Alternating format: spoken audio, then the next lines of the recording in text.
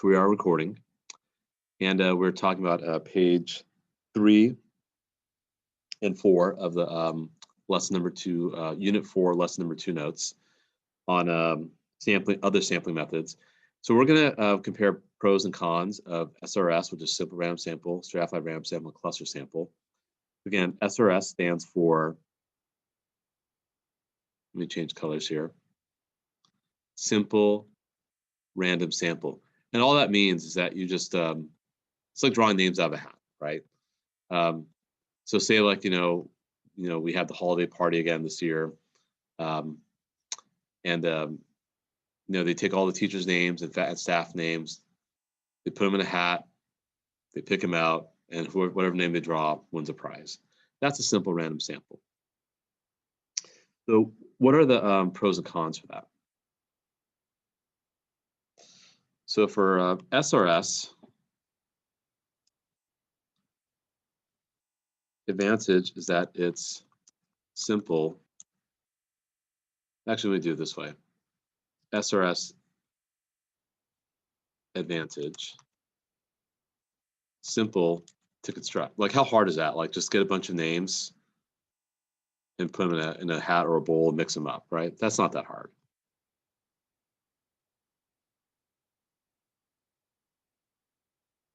Oh, don't know why I did that. Yikes. Let's see here. I don't know why I did that.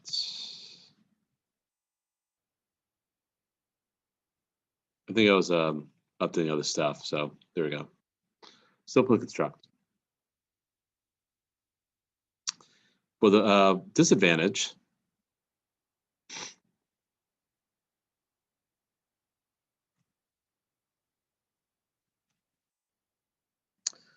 is that it doesn't guarantee that all the different groups of the population will be represented. And because you're doing it by chance,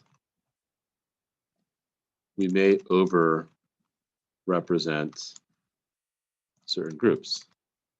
So give you a good example. Let's talk about the holiday party again, or it's actually the holiday luncheon. The holiday party is a little different. That's in the main building in the piano parlor and the quilt parlor. But this is like, where I think that either in the practice gym sometimes or in the cafeteria, we get a really nice feast and then they do a drawing. And so when they do the drawing of names, and they usually like to have like maybe like 20 prizes and, there's like, hundreds of employees and they just, draw the names out. When they do that, there's a good chance that some groups might be overrepresented. For example, let's say the math department is 14 people, and of the 20 prizes, 8 of them go to the math department. So it seems like the math department is being overrepresented, right? Or let's say every department has at least 2 winners, except for the math department. So the math department's underrepresented. So that's just the issue with doing simple random samples, that some people might feel like there's a bias or they're being disadvantaged. So those are the pros and cons of a simple random sample. Hopefully that makes sense. And that example I just gave, like just drawing names out of a hat, like at a raffle or something like that, like we do for every year for the holiday luncheon, except this year for obvious reasons. That's how that works. So any questions about that one, about simple random samples, how that looks? Nope. Okay. We change colors to blue.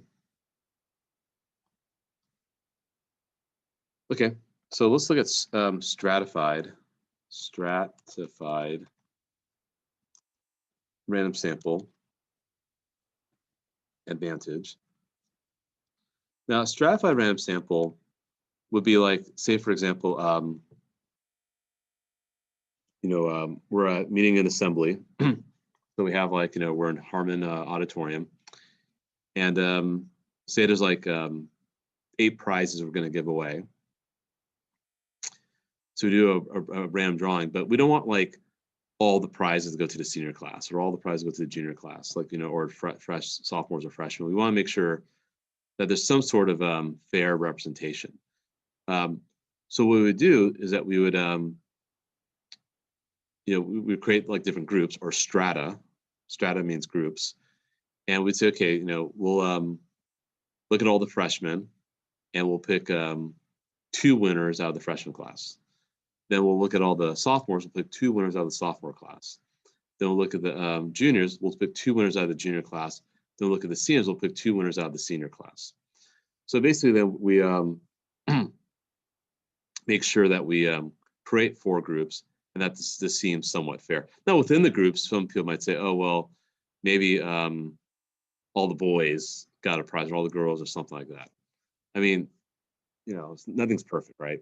But the beauty about a stratified random sample is that it guarantees all distinguished groups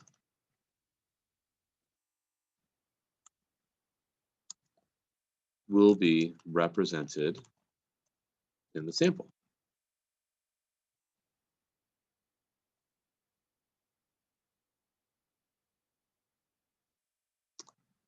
So that's an advantage of it, I'd say. Oh, I'm supposed to do it in blue. There we go.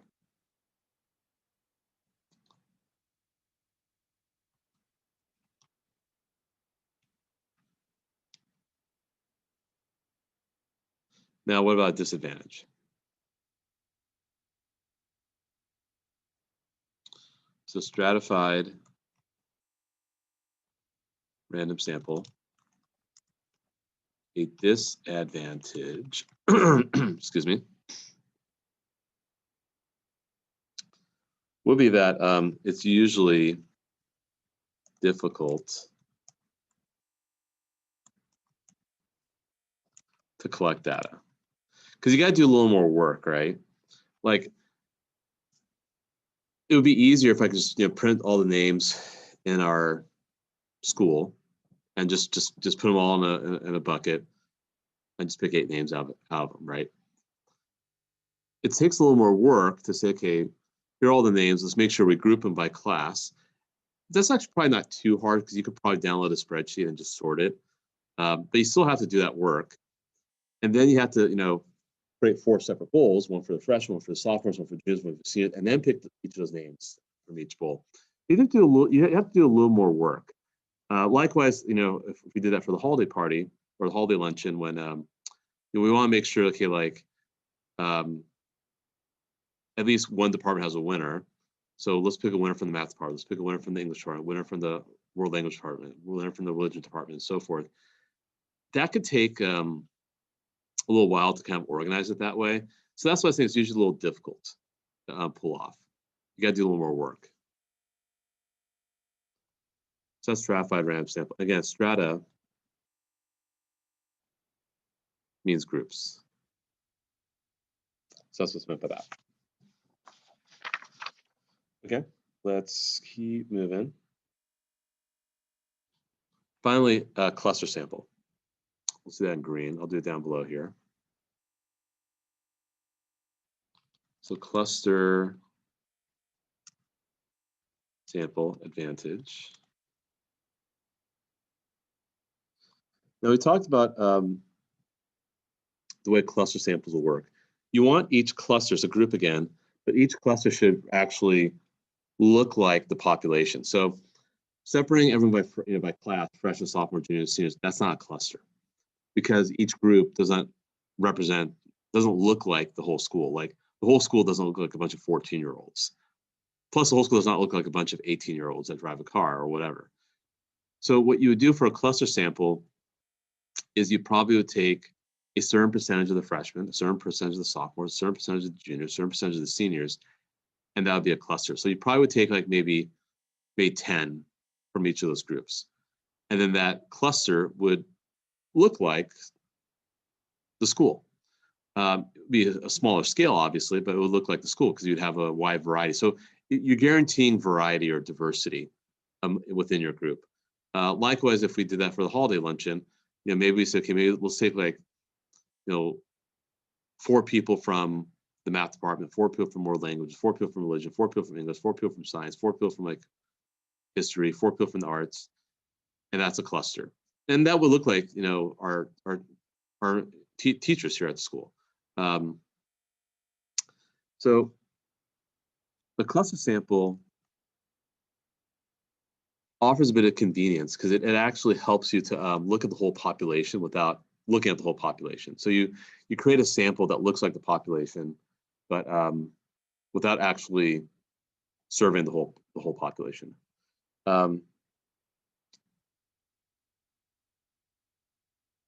The disadvantage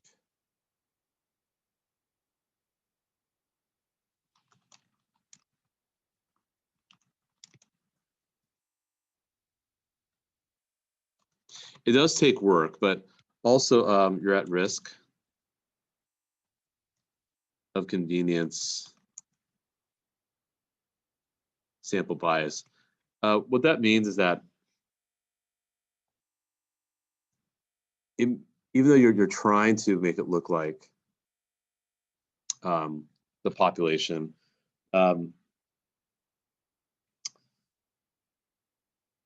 it might still have a bit of bias, like maybe all the freshmen you picked. You know, what if you picked all the freshmen of a particular ethnicity, or just all boys or all girls, or certain people with certain socioeconomic class? It may not still look like the population. So you're still, and so maybe you picked that out convenience. Maybe it was just easier to pick a bunch of boys or something like that, because it maybe you saw a bunch of boys sitting in the first row. So you have to be a little bit mindful about that too. So it's not perfect. So those are pros and cons of the different types of sampling. Now let's move on to the examples. Let me go and clear my screen. So let's look at example number 2. A hotel has 30 floors with 40 rooms per floor. Okay, fair enough. The rooms on one side of the hotel face the water, so they got a lovely view, while rooms on the other side face the golf course. That's an okay view. There's an extra charge for rooms with the water view. That makes sense. If you're a book a hotel, sometimes you'll see higher price for better views. The hotel manager wants to survey 120 guests who stay at the hotel during a convention about their overall satisfaction with the property. I'm pretty sure people who have an ocean view or a water view will going to say nicer things, right? So describe how to obtain a sample of 120 rooms using stratified random sampling. Explain your choice of strata and why this method might be preferred to simple random sampling. So I would create 2 groups.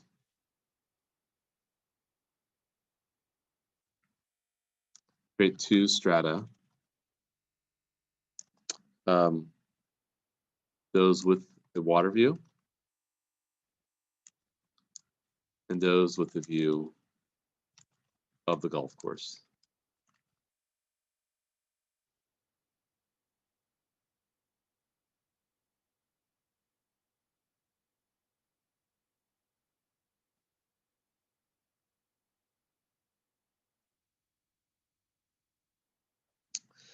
Then I would randomly select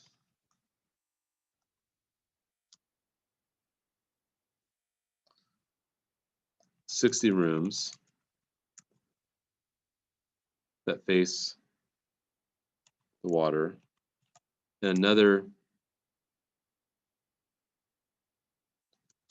60 rooms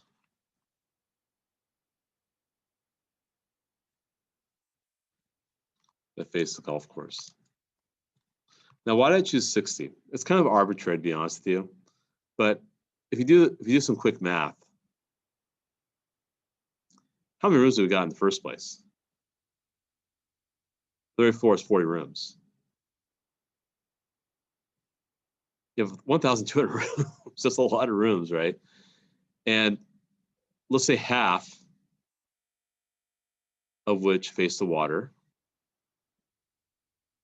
and half face the golf course. So so when I choose 60, those are each 10% from each group, which is kind of fair. I mean, again, it's kind of arbitrary. Maybe I could have done 30 rooms. You could have done 120 rooms and done 20%, but then you're taking more time with the survey. So 60 seems like kind of a good balance.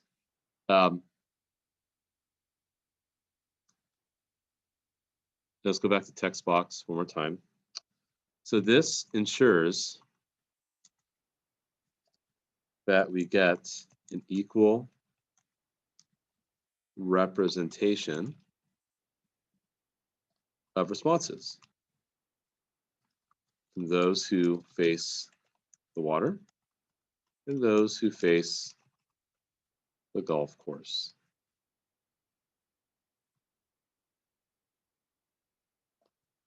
We should expect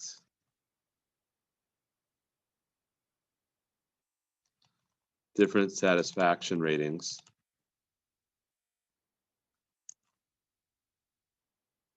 from each group. Because those who have a water view are probably going to say nicer things about the property. Those who have a golf view, they probably won't rip on the property, but they probably won't be as glowing, right? Because they didn't have the water view. And so this is preferred to simple random sampling because we would not get an equal representation because simple random sampling. Like maybe if you just randomly picked 120 rooms out of the 1,200 rooms in the hotel, well, if 100 of those rooms face the ocean view, then you're going to get like, you know, people saying great things about the property, but most people don't think the property's great, but maybe the golf course looks bad. Or maybe, you know, there's a bunch of, you know, rude people. I don't know. But yeah, so you want to make sure you have an equal representation from each group. So, and of course, we'll expect different ratings for each of the groups, but you know that's fine. You deal with that when you do your analysis. Now let's look at part B. Describe how to obtain a sample of 120 rooms using cluster sampling. Explain your choice of cluster and why this method might refer to simple random sampling. Okay. Well, we do have 30 floors, right? Because if you think about it, if you're on the first floor, you're probably not going to have much of a view, right? Now, I will say if you do go to Hawaii, first floor is actually really nice if you're like on a timeshare because you can easily walk to the pool, walk to the beach. That's more convenient. But for the most part, most places usually the top floor is more expensive, right? Like the penthouse suite or the presidential suite is usually the top floor because you have the better view, right? So people like to be higher up, and plus it's just a little more private too. So we should probably make some clusters here that might represent our population better. So you could assign each floor a value from 1 to 30. Then use a RNG, which stands for random number generator. I'm going to show you how we can access that in the calculator. To choose 3 values, non-repeating,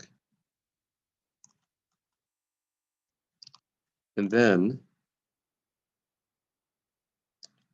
sample all the guests that correspond to the 4 numbers you chose. So that way you are still getting half with a view and half of the water view, half of the golf course view. But of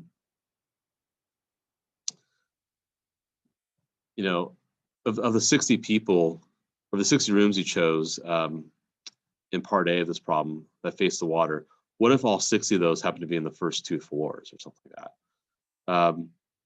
So that might be a little bit biased.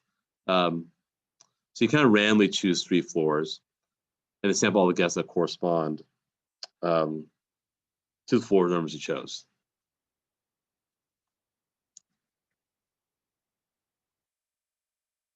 And just like, going back to Harmon, if you made like a cluster, like maybe put, 10 freshmen, 10 sophomores, 10 juniors, 10 seniors, and then you made another cluster like that, and then you randomly pick one of those clusters. So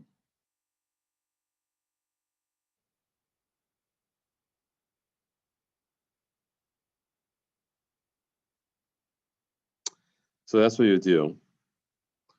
And this would be practical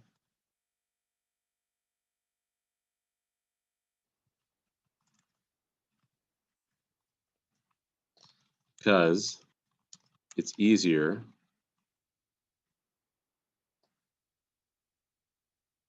for someone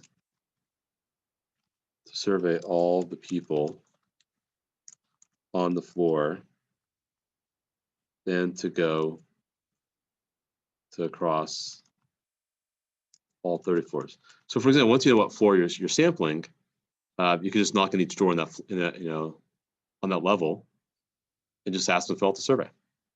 And that's all. Now let me show how a random number generator works.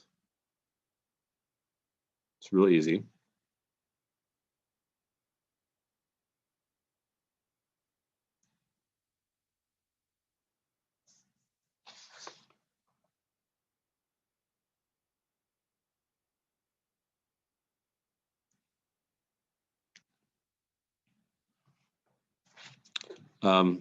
Shoot, go here.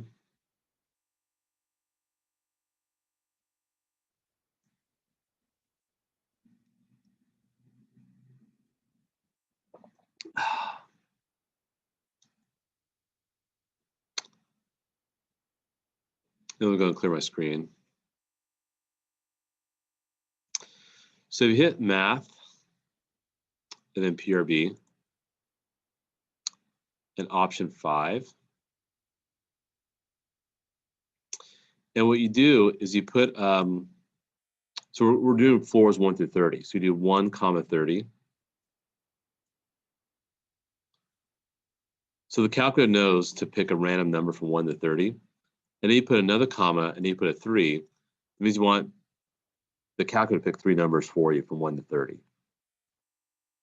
So there we go. 13, 15, 17. Go survey those people, those floors. That's it. That's all you do. Hit enter again. It gives me 3 other random numbers. So maybe I'll go survey 9, 12, or 15. Or 27, 27. Well, that's repeating, so we have to run it again. 14, 21, and 9. Or 21, 21, 9. Or 12. So you kind of see how that works. So that just leaves up to chance a little bit. Okay, so we have 2 more examples, examples 3 and 4. What I'd like you guys to do, so you guys are kind of talking to each other, I give my voice a break. We'll put you guys in breakout rooms and just discuss examples 3 and 4 and what you guys think. And then we'll come back and I'll show you guys the answer key. And then we'll start the next lesson after that. So let me stop sharing.